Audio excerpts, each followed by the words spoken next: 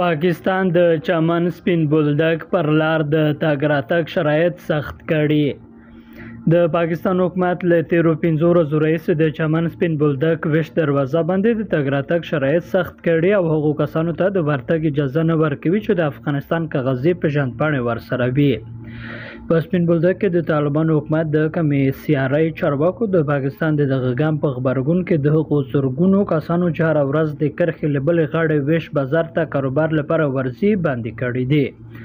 د پاکستان حکومت په دې وروستیو کې پریکړه کړې چې د روان اکتوبر وروسته به ټول افغانان ورتګ لپاره پاسپورټ او ویزې ته اړتیا ولري.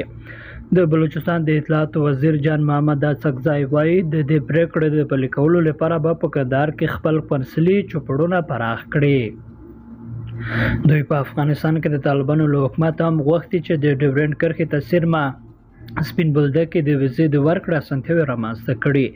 د ډیورنډ کرښې دواړو غړو چمن او سپین بولدک کې چې سوداګر او نور قبایلي خلک ژوند کوي وایي د دې تګلارې پلي کول ناشوني او د هغه نظام خلاف کار دی چې د ډیورنډ کرښې له کلو راهیسې رامنځته شوی.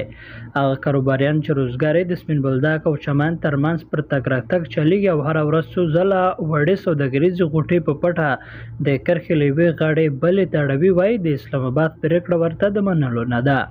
وړاندې پر ویش دروازه تګ راتګ پر پاکستاني شناختي کارت او د افغانستان د برېښنایي پیژندپاڼو ترڅنګ پر کاغذي تذکرو هم شونی و.